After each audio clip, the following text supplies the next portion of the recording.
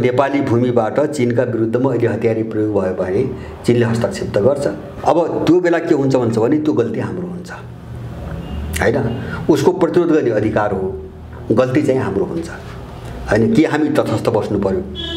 के हाम्रो भूमि चाहिँ तपाईको इन्डिया अमेरिका विरुद्ध चीनाहरूलाई प्रयोग गर्न दिने भएन? अब चीनियाहरूका विरुद्धमा अरूलाई पनि प्रयोग गर्न दिने भएन कि त्यो विदेश नीतिमा दृढता अपनाउनु पर्यो?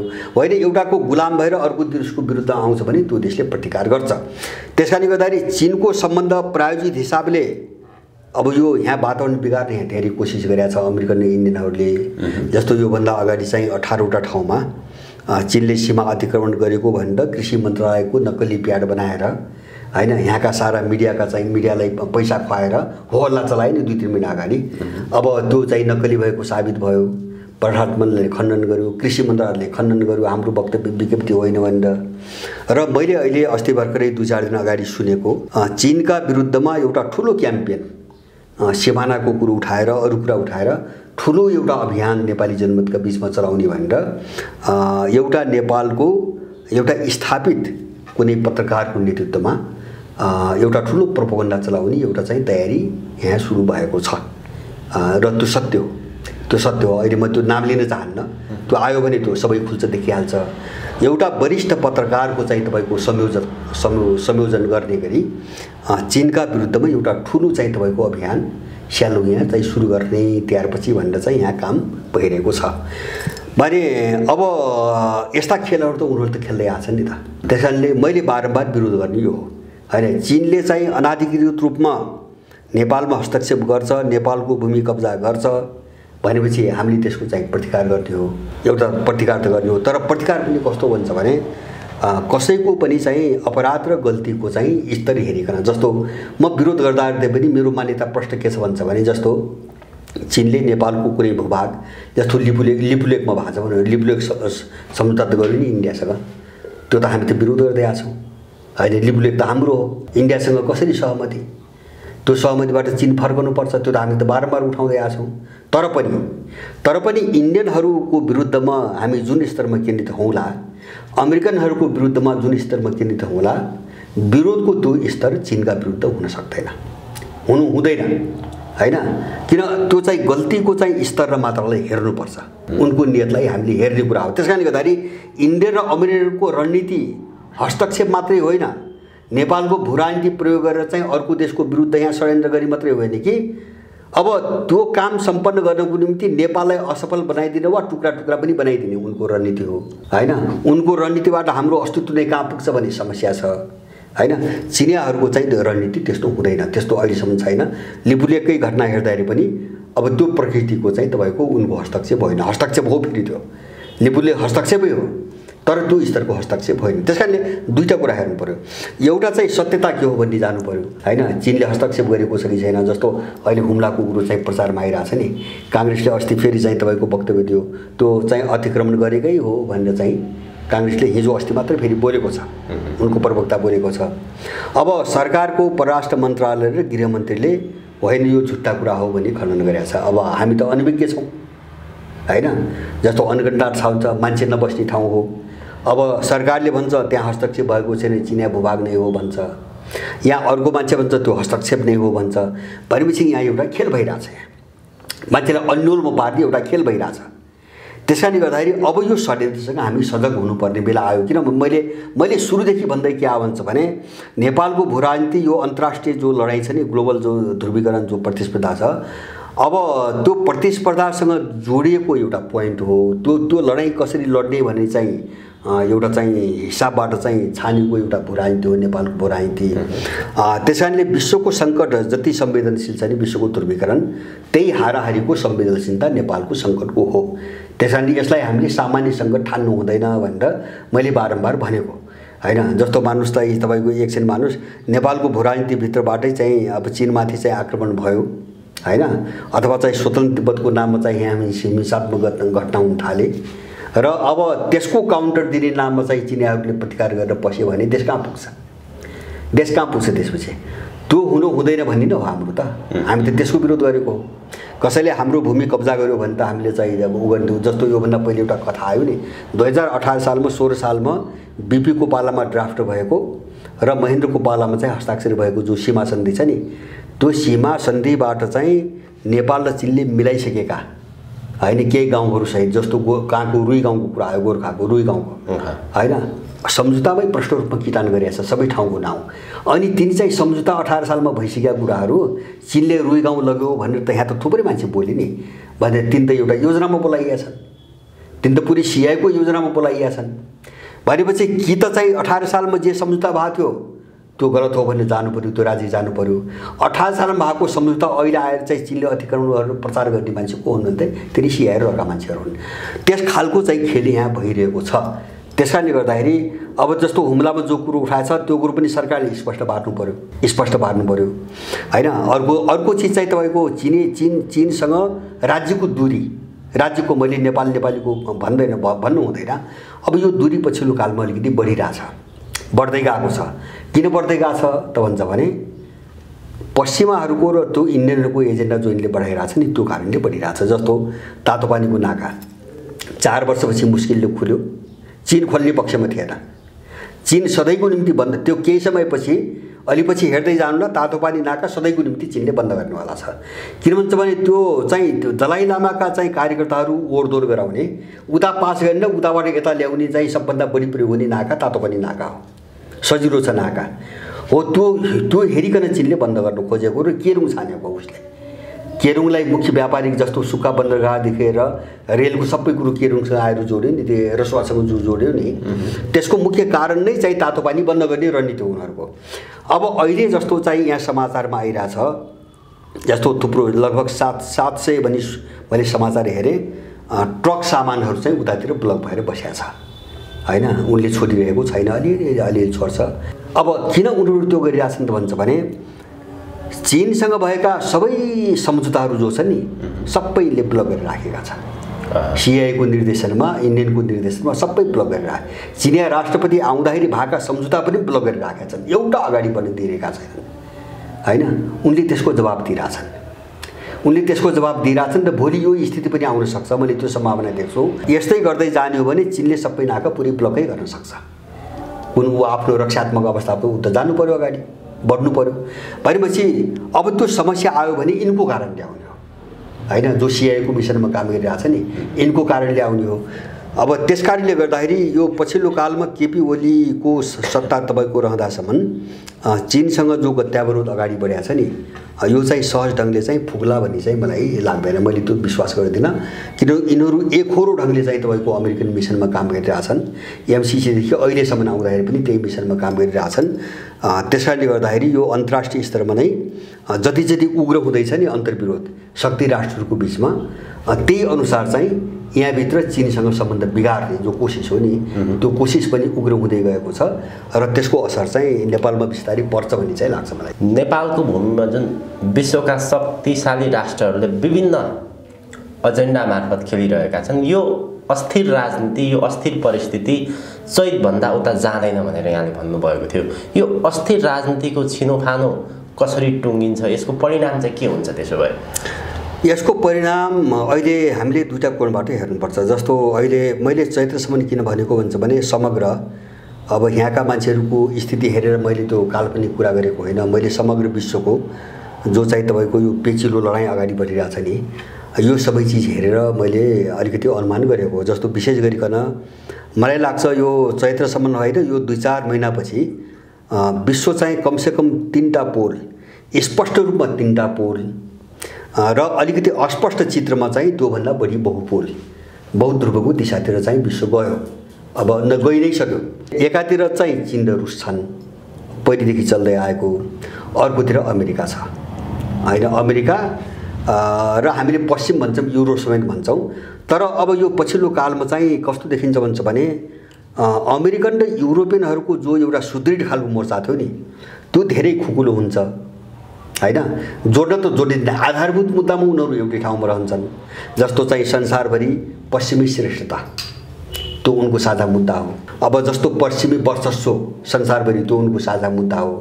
तर अब अहिले चाहिँ विश्वभरि जो चाहिँ प्रत्येक देशमा सङ्कट पर्यो नि, त्यो सङ्कटको सामना गर्ने कोणबाट अगाडि जाँदाखेरि सबैले आफ्नो इन्ट्रेस्टबाट चाहिँ काम गर्न सुरु गरे र उनका बीचमा पनि तपाईँको द्वन्द्व र अन्तर्भेद पैदा भयो।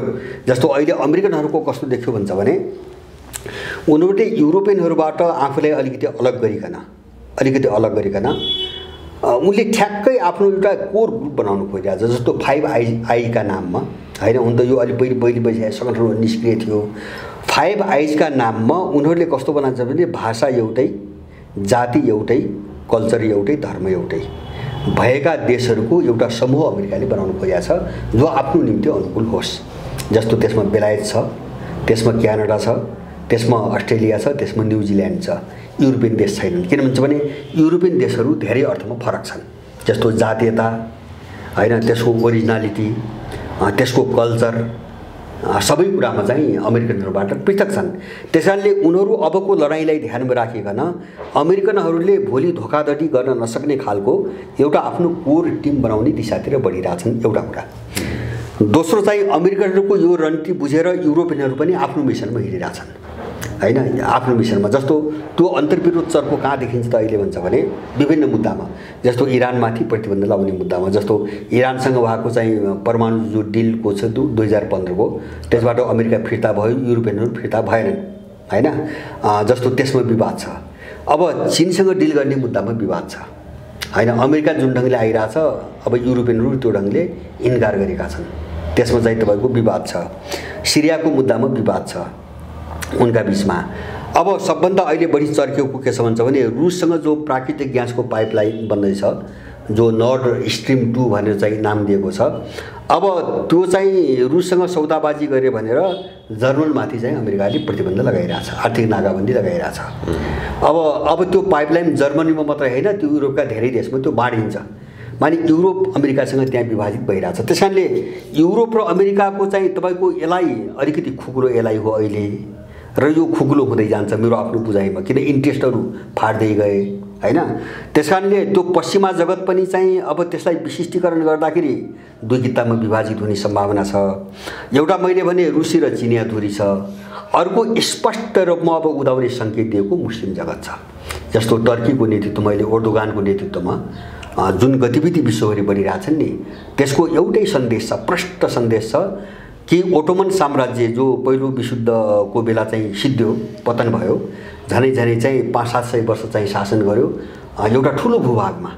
कहाँ भन्छ भने टर्की केन्द्रबिन्दु बनाएर, जस्तो यो के अरे बाल्कन देशहरू, जस्तो युगोस्लाभियाका वरिपरिको क्षेत्रहरू, अनि तपाईँको ग्रिसदेखि लिएर सेन्ट्रल एसिया, के अरे मध्य एसिया, एउटा ठुलो भूभागमा जो चाहिँ ओटोमन साम्राज्य नामको एउटा मुस्लिम साम्राज्य थियो, अब त्यो साम्राज्यको प्रभावलाई ब्याउँताउने यताको रणनीतिमा एर्दोगान गए र उनको वरिपरि ठुलो मुस्लिम जगत चाहिँ अहिले चाहिँ जुटिरहेको छ। र जस्तो अहिले अजरबैजान र चाहिँ अर्मेनियाको लडाइँमा त्यसका केही लक्षण देखिरहेछन्। जस्तो पाकिस्तान खुलेरै अब अजरबैजानको पक्षमा गयो, टर्कीसँग लागेर गयो।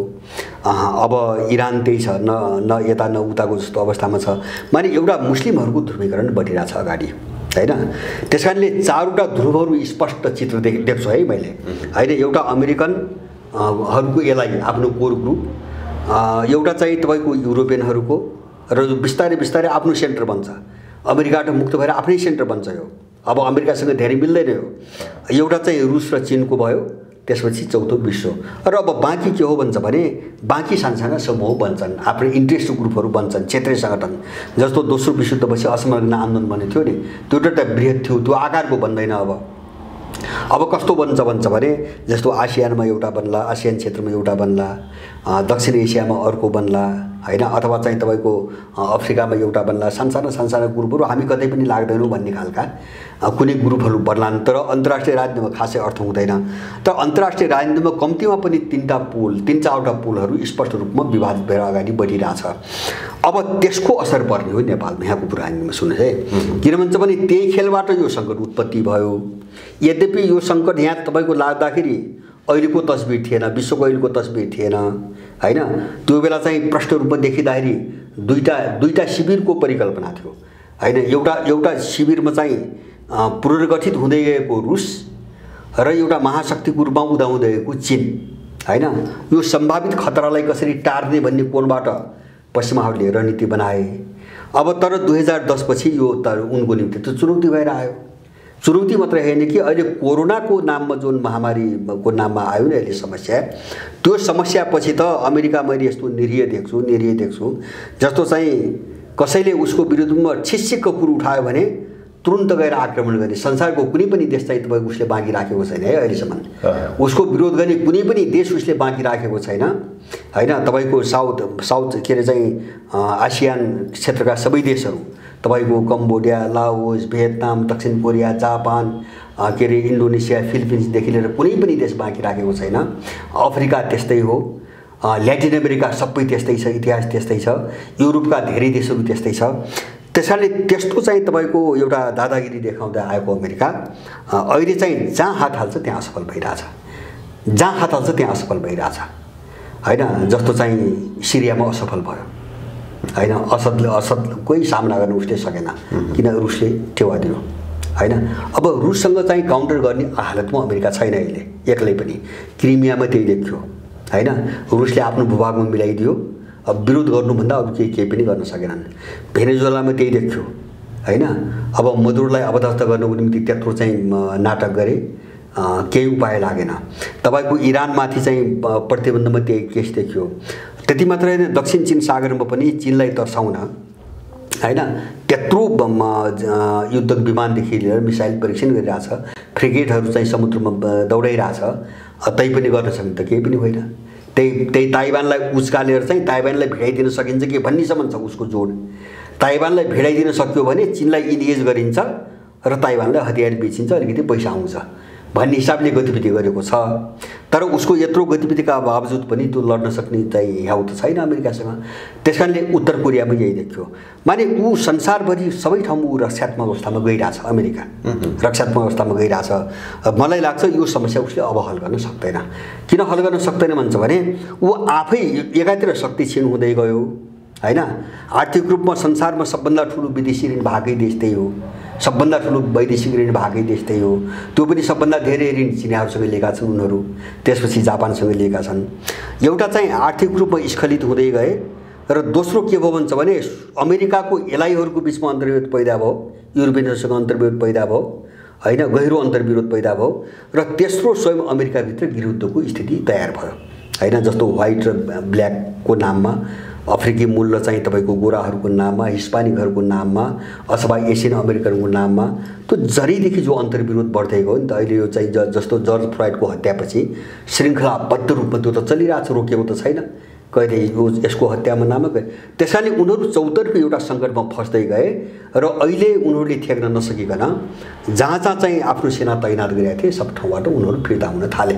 जस्तो अफगानिस्तान अथवा चाहिँ तपाईँको लिबिया अथवा चाहिँ सिरिया धेरै फर्कायो, अलिकति केही मात्रै बाँकी छ। किन उनीहरूले पैसाले पनि थ्याक्न नसक्ने अवस्था आयो हैन। एउटा चाहिँ अब अर्को शक्तिको चाहिँ के अरे मिलिटरी चुनौती पनि बेहोर्नुपर्ने स्थिति आयो, युद्धको खतरा पनि बढ्यो र दोस्रो चाहिँ आर्थिक रूपले पनि थ्याक्न नसक्ने अवस्था आयो। अब यो जो ट्रेन छ नि, यो पश्चिमाको जो ट्रेन छ नि, यो ट्रेन अब माथि उस्कन्छ भन्ने चाहिँ मलाई विश्वास छैन।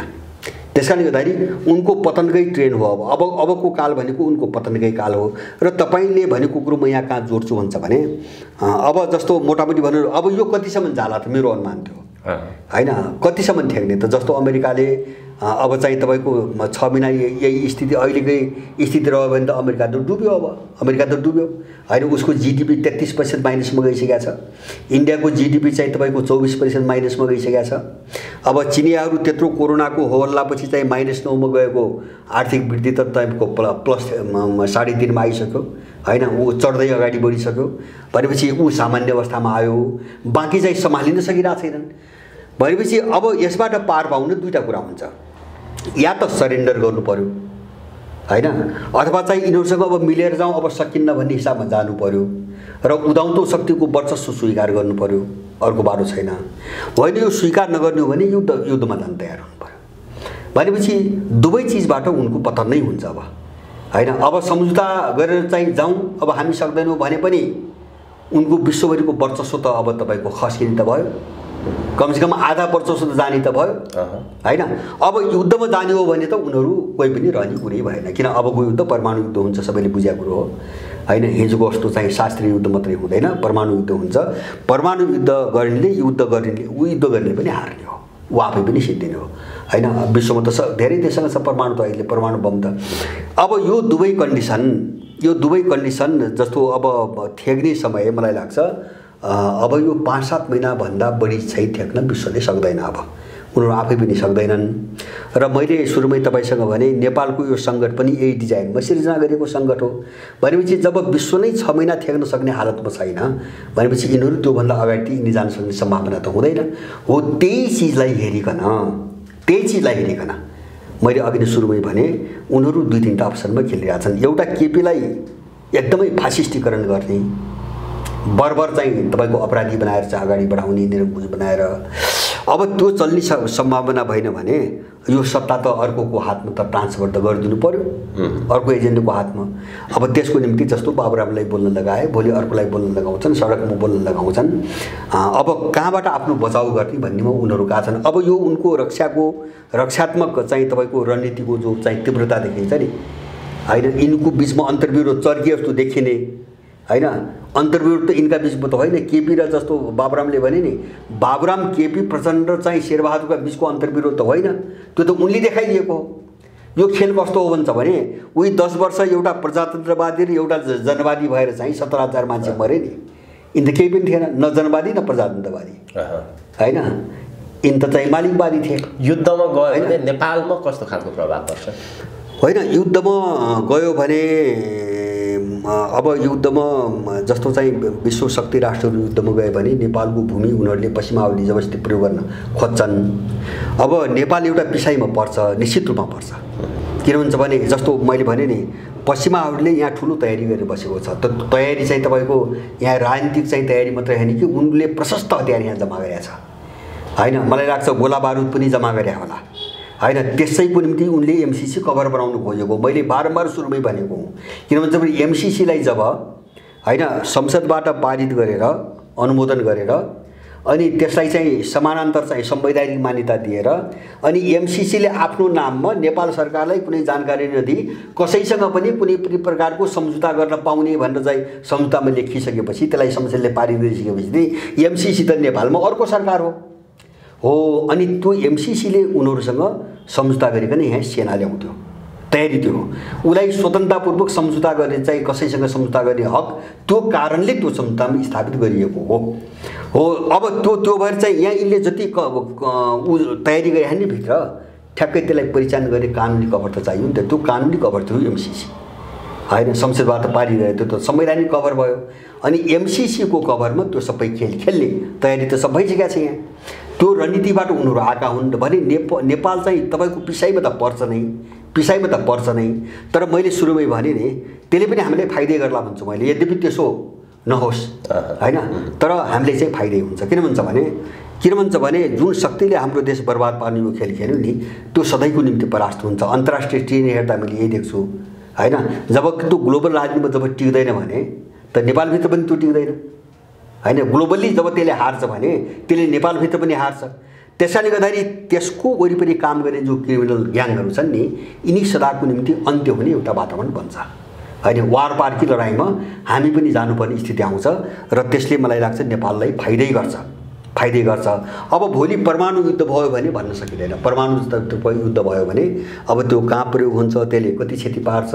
मैले भने नि साँच्चैकै विश्वका सबै देशहरू अब ठुलो युद्धमै तपाईँको झोके परमाणु युद्ध नै भयो भने त मलाई लाग्छ संसारको चाहिँ 2/3 जनसङ्ख्या पनि रहन्न। अब यो कहाँ पुग्छ यो चाहिँ 1000 वर्ष अगाडि पृथ्वी जस्तो थियो, यो त्यही ठाउँमा पुग्छ। अब त्यो अहिले हामीले कल्पना गरेर नसक्ने कुरा हो। तर मैले दुईटै कोणबाट भने चाहिँ सामान्य खालको शास्त्रीय युद्ध भएको खण्डमा पनि अथवा चाहिँ भएन र एउटा सौदाबाजीबाट यो अहिलेको विश्वको ध्रुवीकरण र सङ्कट केही समयलाई रोकियो भने पनि नेपालको यो सङ्कट चाहिँ समाधानकै दिशातिर जान्छ र उनीहरू कमजोर हुँदै जान्छन्। यसमा मलाई चाहिँ विश्वास छ।